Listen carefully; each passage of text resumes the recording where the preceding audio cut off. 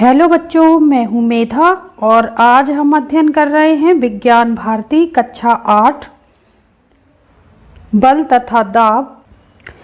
तो आइए अभ्यास प्रश्न शुरू करते हैं। प्रश्न नंबर 1, निम्नलिखित प्रश्नों में सही विकल्प छांटकर अभ्यास पुस्तिका में लिखिए। प्रश्न है, दाब का मात्रक है। Option newton, metre, kilogram, joule, newton प्रति मीटर। तो दाब का मात्रक होता है न्यूटन प्रति मीटर। तो हम जाएंगे ऑप्शन नंबर दा के साथ।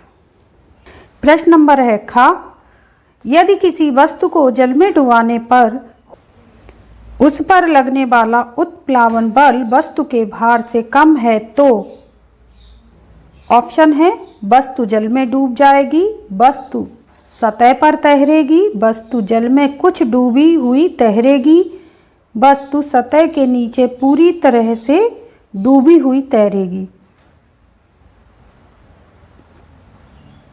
सही ऑप्शन है ऑप्शन नंबर आ, वस्तु जल में डूबी हुई तैरेगी। अगला प्रश्न है प्रश्न नंबर गा, मात्रक एकांक क्षेत्र पर लगने वाले बल को कहते हैं। ऑप्शन है कार्य, गतिज ऊर्जा, दाब, इनमें से कोई नहीं। तो सही ऑप्शन है सा, हम जाएंगे सा के साथ। अगला प्रश्न है प्रश्न नंबर घा, यदि 1 मीटर लंबाई, 1 मीटर चौड़ाई और 1 मीटर ऊंचाई वाले बर्तन को पूरी तरह से पारे से भर दें तो उस बर्तन में पारे का द्रव्यमान होगा। तो इसका सही ऑप्शन है ऑप्शन नंबर दा, 13,600 किलोग्राम। अगला प्रश्न है प्रश्न नंबर 2, नीचे दिए गए वाक्यों में रिक्त स्थानों की पूर्ति अपनी अभ्यास पुस्तिका पर कीजिए। पहला प्रश्न है का, किसी तल पर लगने वाले अभिलंबवत बल को डैश कहते हैं। तो इसको कहते हैं दाब। तो हम भरेंगे रिक्त स्थान में दाब। अगला प्रश्न नंबर खा, चाकू को रेत कर, यहाँ कर पढ़ेंगे कर, इसकी धार के क्षेत्रफल को डैश करते हैं। तो इसको करते हैं कम। तो यहाँ भरेंगे कम करते हैं, रेतने से धार की क्षेत्रफल कम होती है।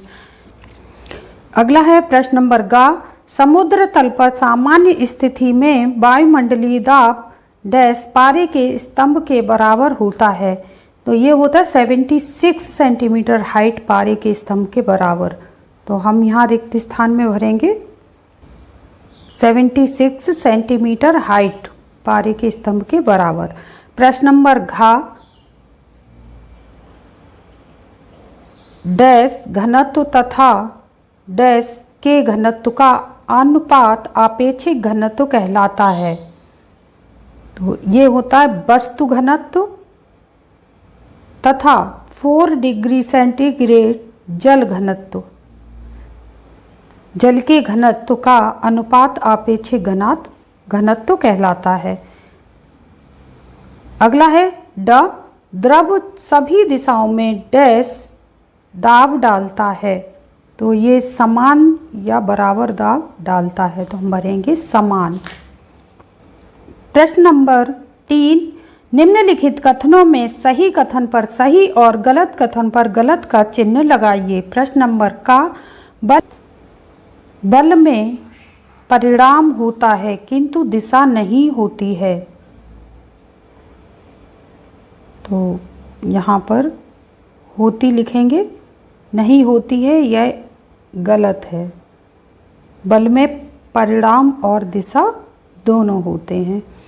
अगला है प्रश्न नंबर खा, पृथ्वी के चारों ओर वायु का आवरण वायुमंडल कहलाता है। तो ये बिल्कुल सही ऑप्शन है, सही तथ्य है, हम इस पे लगाएंगे सही। अगला है प्रश्न नंबर गा, किसी नियत स्थान पर वायु दाब अलग अलग समय पर परिवर्तित हो सकता है। ये बिल्कुल सही तथ्य है, हम लगाएंगे सही। अगला है प्रश्न नंबर घ।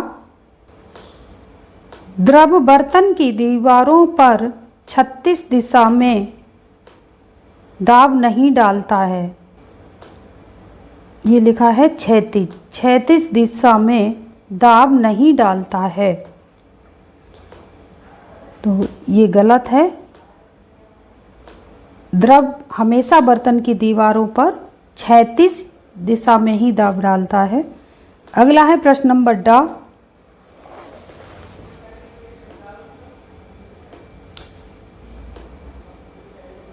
किसी वस्तु को द्रव में डुबोने पर उसका भार बढ़ जाता है। ये गलत है, द्रव में डुबोने से भार हल्का होता है। अगला है प्रश्न नंबर 4। निम्नलिखित कथनों का उत्तर एक शब्द में दीजिए। प्रश्न नंबर का, पृथ्वी द्वारा सभी वस्तुओं पर लगाया गया आकर्षण बल। तो ये पृथ्वी द्वारा जो भी बल लगाया जाता है वह होता है गुरुत्वाकर्षण बल, हम जानते हैं, तो हम लिखेंगे गुरुत्वाकर्षण बल। प्रश्न नंबर ख। इकाई क्षेत्र पर कार्य करने वाला अभिलंबवत बल, ये होता है दाब। अभिलंबवत बल होता है दाब। अगला है प्रश्न नंबर, ये एक बेलनाकार साइकिल पंप है जो कि फुटबॉल में भी वायु भरने के काम आती है और साइकिल के टायर में भी। इसमें एक ये हैंडल दे रखा होता है ऊपर की तरफ, जिसको कि एक स्प्रिंग द्वारा और एक रॉड द्वारा यहाँ पर जोड़ा हुआ होता है। इसको ऊपर नीचे करने से ये हवा का प्रेशर बनाता है। जैसा कि आप आगे इस चित्र को पूरा एक साथ नहीं दिखा पा रही हूँ, तो आप देख सकते हैं इसके नीचे एक ये पटली नुमा संरचना होती है जो कि रखने के काम आती है, और इसकी सहायता से एक ये गा, वह बल जो वस्तु को जल में तैरते हुए रखती है वह होता है उत्प्लावन बल। प्रश्न नंबर घ। दाब का एसआई मात्रक है न्यूटन प्रति मीटर स्क्वायर। अगला है प्रश्न नंबर 5। निम्नलिखित प्रश्नों के उत्तर अपनी अभ्यास पुस्तिका में लिखिए। प्रश्न का, जल पंप में कितने वाल्व होते हैं? प्रत्येक का कार्य स्पष्ट करें। उत्तर, जल पंप में 2 वाल्व होते हैं, एक वाल्व सिस्टम में तथा एक वाल्व पंप की नली में होता है। यह वाल्व जल को पंप की नली से बाहर निकालने में सहायता करते हैं। अगला है प्रश्न नंबर ख। निर्द्रव दाबमापी का सचित्र वर्णन कीजिए। उत्तर, निर्द्रव दाबमापी में किसी द्रव का उपयोग नहीं होता है, यह काफ़ी हल्का होता है। इसमें एक गोलाकार धातु का डिब्बा होता है जिसके ऊपर और नीचे का तल धातु के बने लहरदार होते हैं। डिब्बे पर पकड़ने वाला वायुमंडल दाब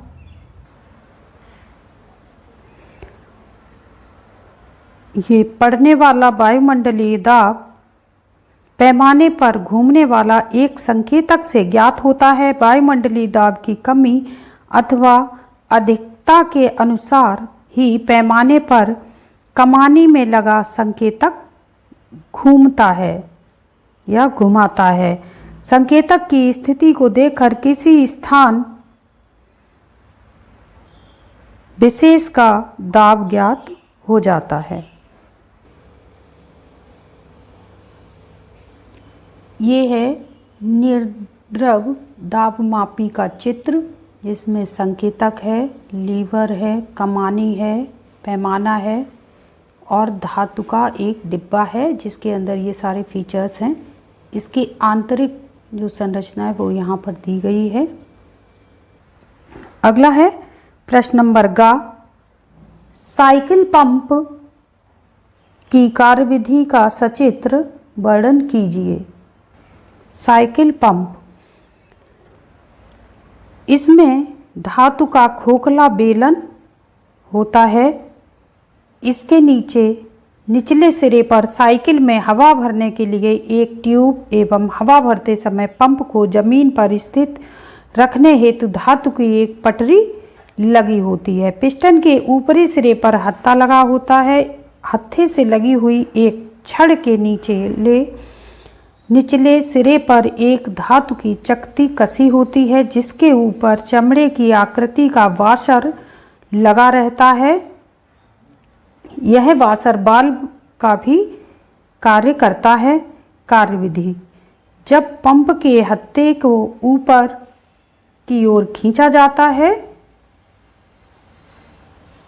तब पिस्टन के सिकुड़ने के फलस्वरूप वायु दाब कम हो जाता है। पिस्टन के ऊपर से हवा दबाव डालकर वाशर नीचे के बेलन में भर जाती है। जब हत्थे को नीचे दबाया जाता है तब पिस्टन के नीचे की वायु पर्दा बढ़ता है जिसके कारण वाशर के किनारे फैलकर बेलन से चिपक जाते हैं और दबी हुई वायु दबाव की नली से होकर ट्यूब में चली जाती है। पंप से दबी हुई वायु की सहायता से निकलकर रबड़ की नली के द्वारा साइकिल ट्यूब में जाती है। साइकिल ट्यूब में भरी वायु के इस वाल्व ट्यूब पर बाहर से दबाव डालने के कारण ट्यूब में वायु भरी बाहर नहीं निकल पाती है।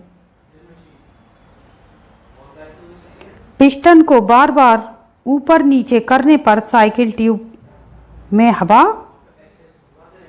भर जाती है। पाइप जुड़ा होता है और ये एक यहाँ पर एक सिस्टम लगा होता है जो कि टायर में लगा देते हैं और इसको बेस को ऊपर नीचे इस पिस्टन को ऊपर नीचे करके और हवा भरते हैं जिससे कि टायर में हवा या फुटबॉल में हवा भर जाती है। तो ये साइकिल पंप का चित्र है। प्रश्न नंबर घ, उत्प्लावन बल किसे कहते हैं?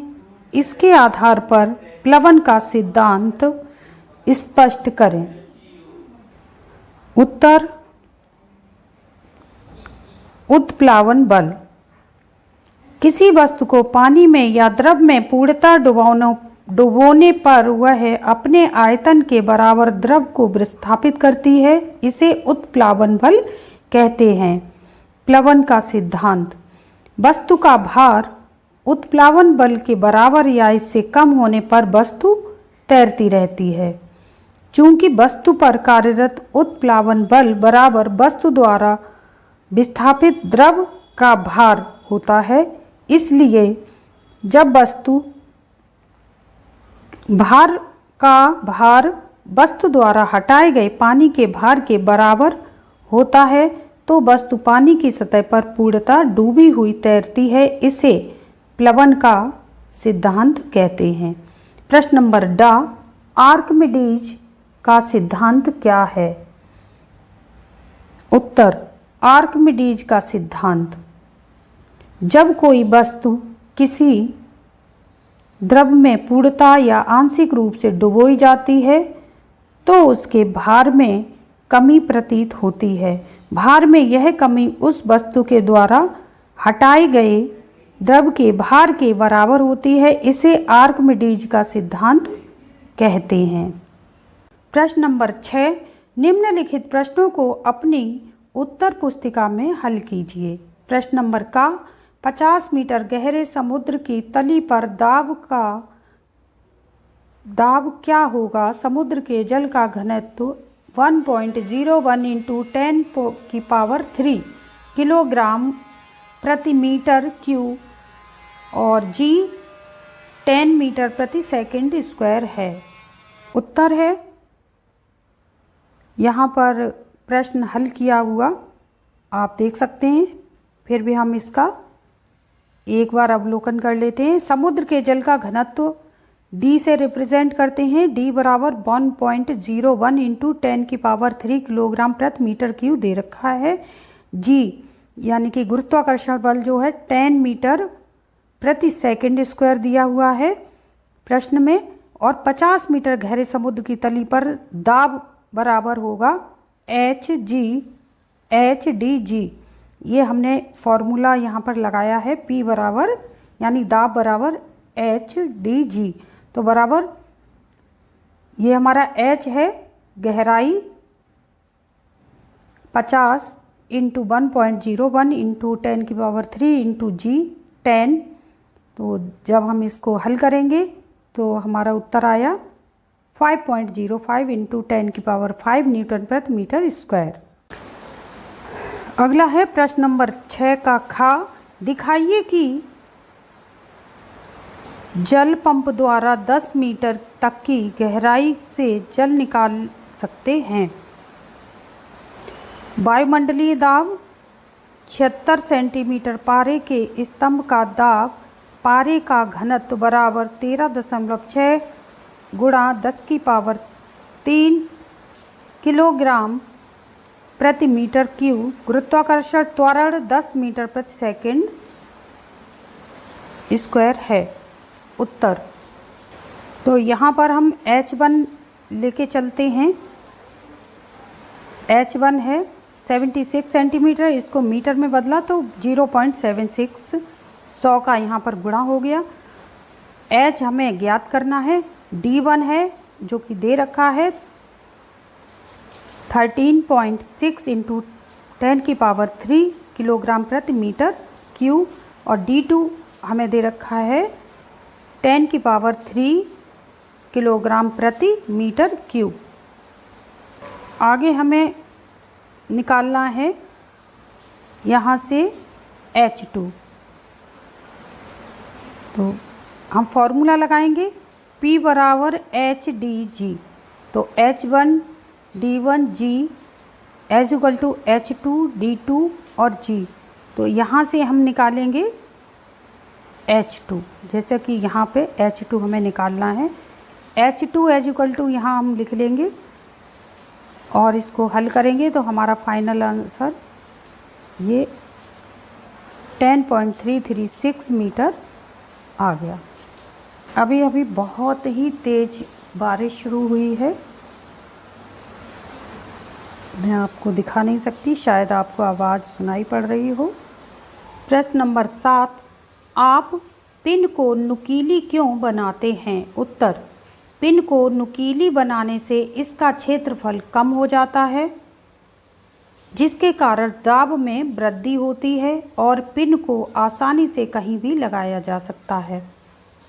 प्रश्न नंबर 8, एक हाथी का भार 25,000 न्यूटन है। यदि उसके पैर के तलवों का क्षेत्रफल 0.25 मीटर स्क्वायर है तो उसके द्वारा आरोपित दाब की गणना कीजिए। उत्तर, दाब बराबर होता है बल बटे क्षेत्रफल या P बराबर F/A। ये सूत्र हो गया। तो प्रश्नानुसार क्या है? आरोपित दाब भार बटे क्षेत्रफल, तो ये हम लिखेंगे न्यूटन में और इसको मीटर स्क्वायर प्रति, क्षेत्रफल को मीटर स्क्वायर में। तो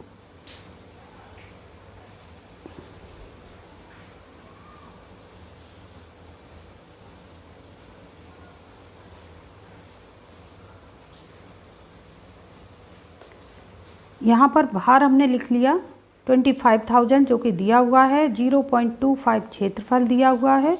जब यहाँ से हम ये पॉइंट हटाएंगे तो ऊपर 100 का गुणा हो जाएगा और हमारा ये दशमलव समाप्त हो जाएगा। इससे हम इसको 4 बार काट देंगे।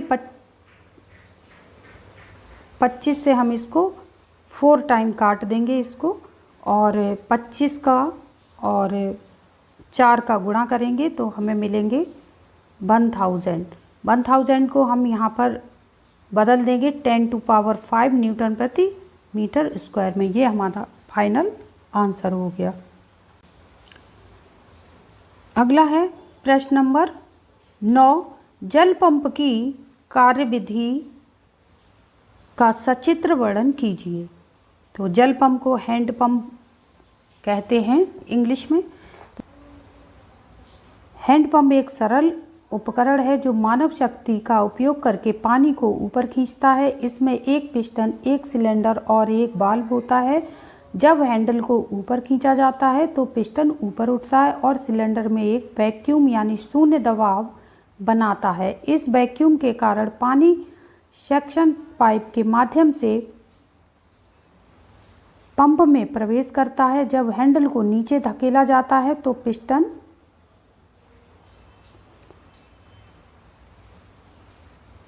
नीचे चला जाता है और पानी को वाल्व के माध्यम से बाहर निकालता है। यह जल पंप की संरचना है और ये आप देख रहे हो पिस्टन और वाल्व दो लगे हुए हैं, दो वाल्व, और ये इसका हैंडल है हत्था, जो कि मनुष्य के द्वारा इसे ऊपर नीचे करते हैं तो ये पिस्टन अपने हिसाब से कार्य करने लगता है। अगला है प्रश्न नंबर 10, किसी पदार्थ के एकांक आयतन में पदार्थ का जो परिमाण में होता है उसे उस पदार्थ का घनत्व कहते हैं। घनत्व के सिद्धांत की खोज यूनानी वैज्ञानिक आर्किमिडीज ने की थी। घनत्व का सूत्र होता है द्रव्यमान बटे आयतन। अगला है प्रश्न नंबर 11, निम्नलिखित प्रश्नों के 4 पद हैं, बाईं ओर से पदों के अनुसार दाईं ओर रिक्त स्थान की पूर्ति कीजिए। उत्तर, बल, न्यूटन, वायुदाब। तो ये वायुदाब का मात्रक होता है न्यूटन प्रति मीटर स्क्वायर, तो हम यहाँ लिखेंगे न्यूटन प्रति मीटर स्क्वायर। अगला है खा, दाब पास्कल। इसी तरह से बल न्यूटन, तो हम जाएंगे न्यूटन पर, यहाँ पर न्यूटन लिखेंगे। इसी तरह क्षेत्रफल का मात्रक वर्ग मीटर, इकाई वर्ग मीटर होती है क्षेत्रफल का, और आयतन की घन मीटर, तो हम यहाँ लिखेंगे घन मीटर। अगला है प्रश्न नंबर घ, यदि W1 तथा W2 क्रमशः वस्तु के भार तथा उत्प्लावन बल हों तो W1 कम है W2 से तो वस्तु तैरेगी, और W1 अधिक है अगर W2 से तो वस्तु क्या होगी, डूब जाएगी, यानी वस्तु डूबेगी। डा है, संपर्क तल का क्षेत्रफल कम है तो दाब अधिक होगा, संपर्क तल का क्षेत्रफल ज़्यादा है तो दाब कैसा होगा, कम हो जाएगा, दाब में कमी होगी। ये हमारा हो गया प्रश्न नंबर 11 का उत्तर।